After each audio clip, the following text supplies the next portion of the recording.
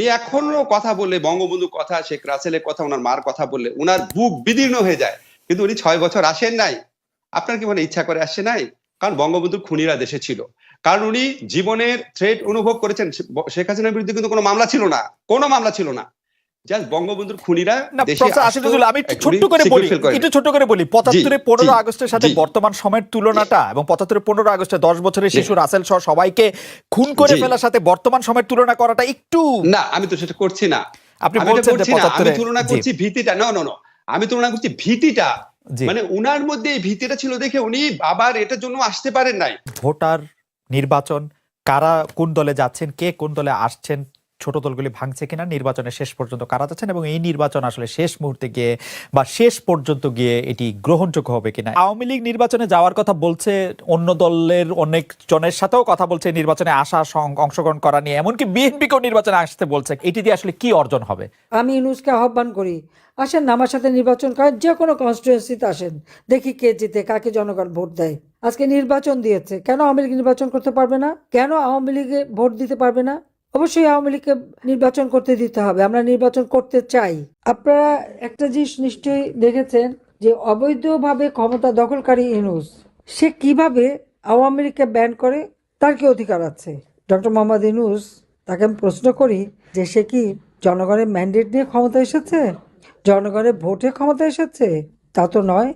সেটা তো সে নিজেই স্বীকার করেছে, আমাদের বলতে হবে কেন? 2024 সালে সে ক্ষমতা দখল করলো, কিভাবে দখল করেছে সে নিজে ব্যাখ্যা দিয়েছে। যখন সেপ্টেম্বর মাসে নিউ ইয়র্কে যায় বিল ক্লিন্টন ফাউন্ডেশনে, সে সেখানে যে খুব উৎফুল্ল চিত্তে ঘোষণা দিল যে জুলাই মাসের যে ছাত্র আন্দোলন, ওটা কোনো ছাত্র জনতার আন্দোলন ছিল না। কারণ সকলকে বললো যে সেখানে তো কোনো নেতা ছিল না, কোনো নেতৃত্ব ছিল না। কেউ নেতৃত্ব দেখেছে না? তাহলে কিভাবে হলো? এটা ইউনূসের নিজের মুখের কথা যে মেটিকুলাস ডিজাইনের মাধ্যমে, তার মাস্টার মাইন্ড দ্বারা ওই আন্দোলন সংগঠিত হয়েছে। অর্থাৎ দেশি বিদেশি নানা ধরনের চক্রান্ত করেই সে আন্দোলন করেছে, আর আন্দোলন করে শেখ হাসিনাকে ক্ষমতা থেকে হটিয়েছে। আর শেখ হাসিনাকে জনগণের ভোটে নির্বাচিত জনপ্রতিনিধি হিসেবে বাংলাদেশের প্রধানমন্ত্রী, আওয়ামী লীগ সরকার গেছে জনগণের ভোটে নির্বাচিত। তো জনগণের ভোটে নির্বাচিত সরকারকে মেটিকুলাস ডিজাইনের মাধ্যমে উৎখাত করে দিয়ে সে ক্ষমতা দখল করেছে, অর্থাৎ ডাকাতি করে ক্ষমতা নিয়েছে। এটা তো তার কথাই প্রকাশ হয়ে গেছে। আমার প্রশ্ন হচ্ছে, এই অবৈধভাবে ক্ষমতা দখল করায় গর্ব করার মতো কি আছে? বাহবা পাওয়ার মতো কি আছে? চুরি ডাকাতি করার মতো করে ক্ষমতা ডাকাতি করা, আর তারপরে আওয়ামী লীগকে ব্যান করে। তার কি কোনো অধিকার আছে আওয়ামী লীগকে ব্যান করার? তার কি কোনো অধিকার আছে যে আওয়ামী লীগের কেউ ভোট দিতে পারবে না বা নির্বাচনে অংশগ্রহণ করতে পারবে না? কেন পারবে না? সেটাই আমার প্রশ্ন, যে আওয়ামী লীগকে নির্বাচন করতে দেবে না। যদি গণতন্ত্রের কথাই বলে, তো ঠিক আছে, আওয়ামী লীগকে নির্বাচন করতে দিক, জনগণকে সিদ্ধান্ত নিতে দিক। জনগণ সিদ্ধান্ত নিক কাকে চায়। হ্যাঁ, অবাধ নিরপেক্ষ স্বাধীন নির্বাচন যদি হয়, সেই সুষ্ঠু নির্বাচনের মাধ্যমে জনগণ যদি আওয়ামী লীগকে ভোট না দেয়, আওয়ামী লীগ যাবে না ক্ষমতায়। কিন্তু আওয়ামী লীগকে ব্যান করে নির্বাচন করতে না দিয়ে, সেখানে বাধা দিয়ে তৃণমূল পর্যায় পর্যন্ত আওয়ামী লীগের নেতা কর্মী, তাদের পরিবার পরিজন, তাদের ছোট শিশু থেকে শুরু করে, মানে শ্বশুর বাড়ি, বাপের বাড়ি, আত্মীয়, পরিবার পরিজন কাউকে বাদ দিচ্ছে না। অত্যাচার, নির্যাতন, ঘর পোড়ানো, বাড়ি পোড়ানো, এমনকি তার খামার পোড়ানো, কারো মাছের খামার, গরুর খামার, মুরগির খামার, যার যেখানে যা আছে, দোকানপাট, সব কিছু ভেঙে জ্বালিয়ে পুড়িয়ে তছনছ করে দিয়ে তাদেরকে সম্পূর্ণ অর্থনৈতিকভাবে পঙ্গু, আর জীবনের সাথেও তো তারা কাউকে রেহাই দিচ্ছে না। আজকে নির্বাচন দিয়েছে, কেন আওয়ামী লীগ নির্বাচন করতে পারবে না? কেন আওয়ামী লীগে ভোট দিতে পারবে না? অবশ্যই আওয়ামী লীগকে নির্বাচন করতে দিতে হবে, আমরা নির্বাচন করতে চাই। আজকে আমি বলবো যে আমাদের কৃষক, শ্রমিক, ছাত্র জনতা, মেহনতি মানুষ, নারী সমাজ, সকলে যে যেখানে আছেন সবাইকে ঐক্যবদ্ধ হতে হবে। এটা কোনো নির্বাচন হচ্ছে না, এটা নির্বাচনের একটা খেলা। এখান থেকে কোনো জনগণের ম্যান্ডেট আসবে না। নির্বাচন নামে একটা প্রহসন হচ্ছে, যেখানে আওয়ামী লীগ অংশগ্রহণ করতে পারে না, সেটাখানে আবার নির্বাচন কিসের? অন্তত 50% ভোটারের আমরা আমাদের পক্ষে, আজকে আমাদের নির্বাচন করতে দেবে না কেন? আমি ইউনূসকে আহ্বান করি, আসেন না আমার সাথে নির্বাচন করেন, যে কোনো কনস্টিটুয়েন্সিতে আসেন, দেখি কে জিতে, কাকে জনগণ ভোট দেয়, তখন না বুঝতে পারবো। সেটা তো করতে পারবে না, সে সাহস নাই। স্যার, বিএনপি আমলে আর্মির কথা শুনে অপারেশন ক্লিন আউট হয়েছে, বিএনপির কথা শুনে আর্মি ডাক বাক্স বসায় অভিযোগনামা নিছে, যেগুলি নিয়ে আমরাই রিপোর্ট করছি, আপনি জি, কলাম জি। লিখছেন। তো সেগুলি যে আর্মির যে Fine, মনে ইচ্ছে তেমন অবশ্যই। ব্যবহার করছে বিএনপি 2001 থেকে 2006, যে Okay, মনে ইচ্ছে well, তেমন ব্যবহার করছে আচ্ছা, police. fine, Dhaka fine. University sir আমরা তারপর জায়গা 111 পাইছি কি বিএনপির হয়েছে? প্রথম আমলে, বিএনপির প্রথম আমলে 111 কি হয়েছে? জি 111 এর সময় কি হয়েছে? 111 এর সময় 111 এর সময় কেন ওই সরকারটাকে আমরা বলি, যে আর্মি কন্ট্রোল কেয়ারটেকার গভর্নমেন্ট কেন বলি? এই যে একটু আগে হারুন স্যার তো বর্ণনা দিলেন, ওই কেয়ারটেকার গভর্নমেন্টটা বিএনপির গভর্নমেন্ট ছিল। ইয়াজুদ্দিন স্যার অত্যন্ত অন্যায় একটা কাজ করেছিলেন, স্যার কারেক্টলি বলেছে, এবং ওইটা আসলে বিএনপির একটা ফ্রন্ট লাইনের মতো ছিল। তো তখন আর্মি ইন্টারভিন করে নাই 111-এ। আপনার মনে নাই মইনুল আহমেদ নিজে পার্সোনালি ঢুকেছিল যে বঙ্গভবনের ভিতরে? আমি আপনাকে ইতিহাসটা বলছি, আমি এই আমাদের কথা বলছি না, আমি ভালো মন্দ বলছি না, কিন্তু আমি বলছি বাংলাদেশের ইতিহাস হচ্ছে অনেকগুলা পাওয়ার স্ট্রাকচার আছে, সিভিল সোসাইটি এবং গণমাধ্যম একসাথে, আর্মি একসাথে ছিল, সরকারি দল একসাথে, বিরোধী দল একসাথে, এই চারটা অন্তত পাওয়ার স্ট্রাকচার ছিল, এবং বিদেশি মিশন, বিদেশি শক্তিগুলা, 5টা স্ট্রাকচার ছিল। এখন 2টা স্ট্রাকচার আছে, একটা স্ট্রাকচার আসলে সরকারি দল, বাকিগুলা এত দুর্বল অথবা এত বশীভূত অথবা এত নিয়ন্ত্রিত হয়েছে, ভালো মন্দ বলছি না, হয়েছে, নিয়ন্ত্রিত হয়েছে, যে কোনো ভাবে হোক তারা শক্তি খর্ব হয়েছে। এখন সরকারের একাধিপত্য এমন পর্যায়ে চলে গেছে, এখন আমেরিকার একটু হুমকিতে সরকার গা করছে না, আর স্টেকটা অনেক বেড়ে গেছে। এই যে দেখেন ওবায়দুল কাদের যখন নিজে বলে যে আওয়ামী লীগ ধ্বংস হয়ে যাবে, মানে তাদের স্টেকটা অনেক হাই। এই স্টেকটা অনেক হাই হওয়ার কারণে আমার ধারণা আওয়ামী লীগের মধ্যে এই চিন্তা কাজ করে যে মেরে ধরে খুন করে বিচার করে যা ইচ্ছা করে যেইভাবে হোক ক্ষমতায় থাকবে, এই ধরনের একটা।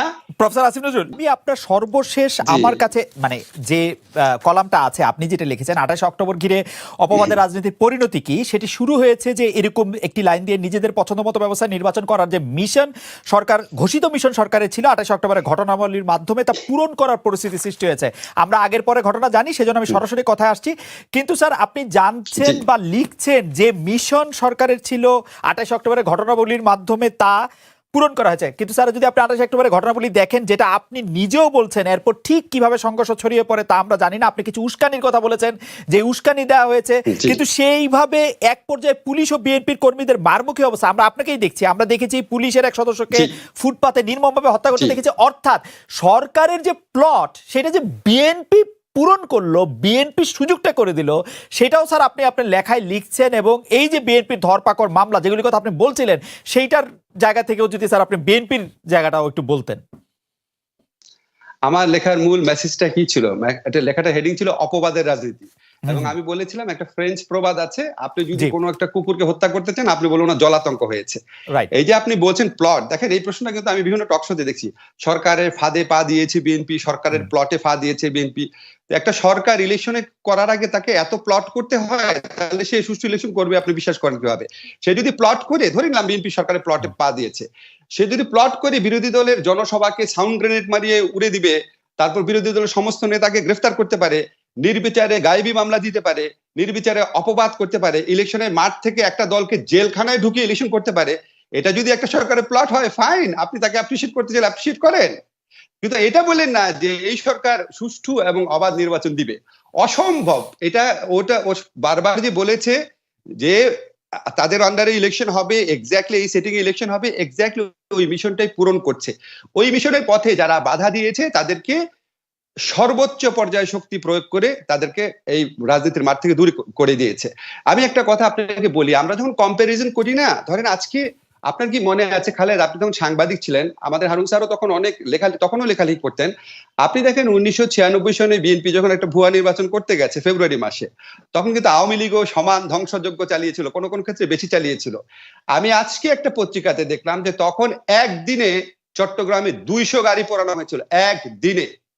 আপনি যদি চান আমি কাটিংটা পাঠিয়ে দিব। এবং আপনি জানেন রেল লাইন উপড়ে ফেলা হয়েছে, রেল লাইনে বগিতে আগুন দেওয়া হয়েছে। ধ্বংসযজ্ঞ তখনও তো আওয়ামী লীগ করেছিল, তো আওয়ামী লীগ কি তখন উধাও হয়ে গেছে? আমি তখনকার আওয়ামী লীগের আন্দোলন এবং বিএনপির আওয়ামী লীগের দাবি মেনে নেওয়া এবং এখনকার সময় যখন আমি কম্পেয়ার করি, তখনকার কাছে আমার মনে হয় কি রং কি হয়েছিল, মানে পার্থক্যটা কোথায়? পার্থক্যটা হচ্ছে তখন আওয়ামী লীগ যখন ধ্বংসযজ্ঞের রাজনীতি করেছে তখন পলিটিক্যাল ভোকাবুলারিতে এটাকে আমরা আন্দোলন হিসাবে স্বীকৃতি দিয়েছি। আর এখন পলিটিক্যাল ভোকাবুলারিতে যেহেতু আওয়ামী লীগ এটাতে খুবই দক্ষ, আওয়ামী লীগ এটাকে অগ্নি সন্ত্রাস ধ্বংসযজ্ঞ এটা নাম দিতে পেরেছে। এক। দুই হচ্ছে তখন তীব্র আন্দোলন যখন আওয়ামী লীগ করেছে তখন বিএনপি তীব্রভাবে রাষ্ট্রীয় শক্তিতে এটা দমন না করে মেনে নিয়েছে। আর এখন যখন বিএনপি তীব্র আন্দোলন করতে যাচ্ছে, আওয়ামী লীগ তীব্রতম প্রফেসর রাষ্ট্রীয় আসিফ শক্তি আমি প্রয়োগ আমি করে একটা- যেহেতু আমি 15 বছর ক্ষমতায় আছে। প্রফেসর জি, আসিফ নজরুল, এই ব্যাপারে গুলিতে জি। আমি একদম সম্পূর্ণ আপনার সাথে একমত, কিন্তু ছোট করে একটু জানতে চাই যে এই যে আপনি পলিটিক্যাল ভোকাবুলারিতে জি। চেঞ্জের কথা বলতেছেন, সেই চেঞ্জটা কেন আসলো? আপনি জি। কি ঢালাও এরকম ভাবে বলবেন যে সব সাংবাদিকরা আওয়ামী লীগের দালাল হয়ে গেছে, সব বুদ্ধিজীবীরা আওয়ামী লীগের পয়সা খেয়েছে, না কি মানে যেটা বলা হয় আর কি, না। যারা ইনফ্লুয়েন্সাররা বলে, আসলে কি হয়েছে? ভোকাবুলারিতে গুড কোয়েশ্চেন। ভোকাবুলারিতে এসেছে কারণ আওয়ামী লীগ 15 বছর ধরে ক্ষমতায় আছে। আপনার এটা বুঝতে হবে, দুইটা দলের মধ্যে শয়তান এলিমেন্ট আছে, ভালো এলিমেন্ট আছে। এখন আমি যদি 15 বছর ক্ষমতায় থেকে আমার শয়তান এলিমেন্টটাকে নারিশ করি, তাহলে আমি কত বড় শয়তান হব? 15 বছর যদি ক্ষমতায় থাকার সুযোগ পায় বিএনপি, তাহলে বিএনপি ওরকম ন্যারেটিভ তৈরি করতে পারবে। আচ্ছা, 15 বছরে আওয়ামী লীগ কি করেছে? আওয়ামী লীগ সমস্ত মিডিয়া যেটা আছে তার কর্তৃত্বে নিয়ে এসেছে অথবা প্রচন্ড প্রেসারে রেখেছে। আপনি তো জানেন খালেদ, আপনি তো এটা জানেন যে প্রথম আলোতে বেসরকারি প্রতিষ্ঠান যারা আছে তারা পর্যন্ত এখন বিজ্ঞাপন দিতে পারে না। এটা তো মিথ্যা কথা না নাকি? এটা কথা ছাপা হয়নি, বাট আপনি তো জানেন। এখন এই ধরনের প্রেসার, কোন প্রোগ্রামে প্রথম আলোর এডিটরের বিরুদ্ধে হত্যা মামলা হয়ে গেছে, প্রোগ্রাম করেছে আনিসুল হকের প্রোগ্রাম, আনিসুল হকের বিরুদ্ধে মামলা হয়নি, প্রথম আলোর এডিটরের বিরুদ্ধে হত্যা মামলা হয়েছে। এগুলি দেখে কি বোঝা যায় না কিভাবে কি প্রেসার দিতে যাচ্ছে? মাহফুজ আনামের বিরুদ্ধে 90টা মামলা কি কোনো আমলে হয়েছে? ডক্টর মোহাম্মদ ইউনূসকে প্রায় জেলে ঢুকিয়ে দিচ্ছে কি কোনো আমলে চিন্তা করা গেছে? এখন আপনি যখন ক্রমাগত ভাবে অন্যায় করতে করতে যখন আপনি ডিফিটেড না হন, তখন আপনার প্রবল শক্তি জন্ম নেয়। আমি একটু শেষ করি। জি। এখন সরকার যেই পরিমাণ মিডিয়াকে নিয়ন্ত্রণ করতে পারছে 15 বছর ক্ষমতায় থাকার সুযোগে, এটা আগে কোন সরকার এত গুড়া সময় পায় নাই, এত দীর্ঘ সময় পায় নাই। আর এমনি তো আওয়ামী লীগের একটা প্রচন্ড স্ট্রং বেজ আছে, যারা সংস্কৃতি সেবী আছে, যারা সাহিত্যিক আছে, সাংবাদিক আছে। বিকজ আওয়ামী লীগ মুক্তিযুদ্ধে নেতৃত্ব দানকারী দল।